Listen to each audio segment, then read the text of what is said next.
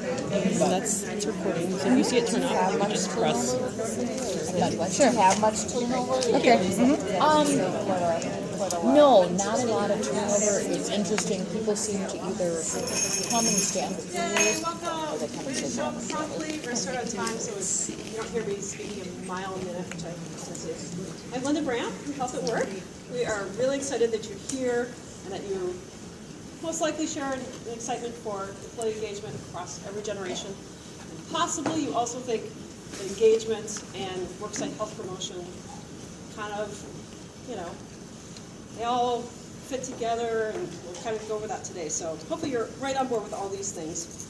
This is our first time we've ever had a sequel at Health at Work. So employment engagement, when we did it in December, was so popular that we said, why would we move on to another topic when this is really what people want to hear about? So we're hoping to do it justice by giving a generational spin. And if you notice, we asked you kind of a little bit in your business about which generation you're part of, and that's so we could put it on your name tag, and we also put it in our slides.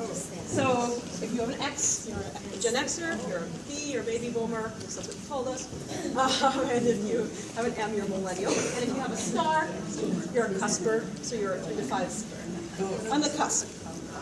So again, my name is, work on the sound. Is that better? No. Yes. Okay. I'm going to hold it right here. So I'm Linda Brandt, and I'm a classic Generation Xer. I'm practical, I focus on results, I love change, and I hate having my time wasted. So that bodes well for you if it's negative, because you're not going to waste your time this morning.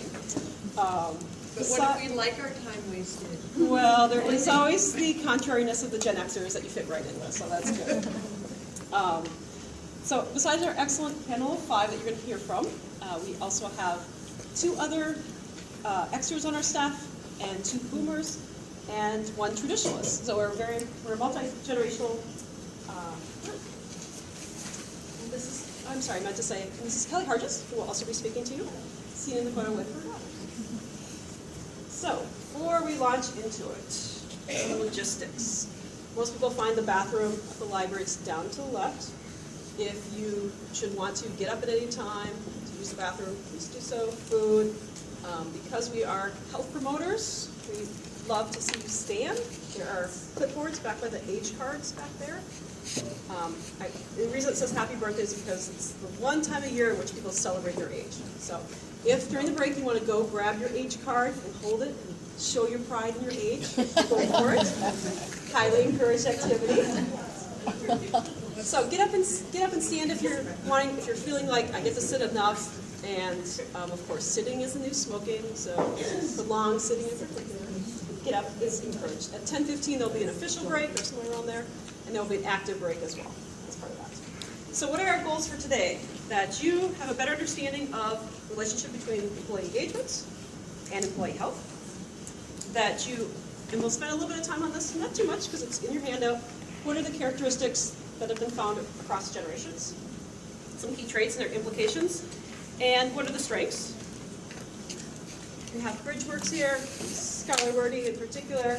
Make sure that we know about some of the ways to bridge across those differences to have a more engaged culture at work. And lastly, we're hoping that you meet the people at your table.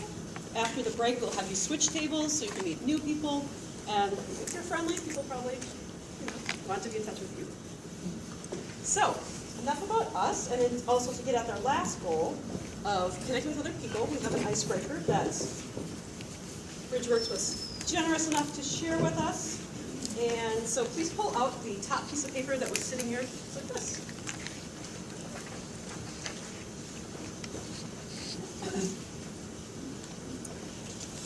Great, everyone have it in hand? Something closer? Okay.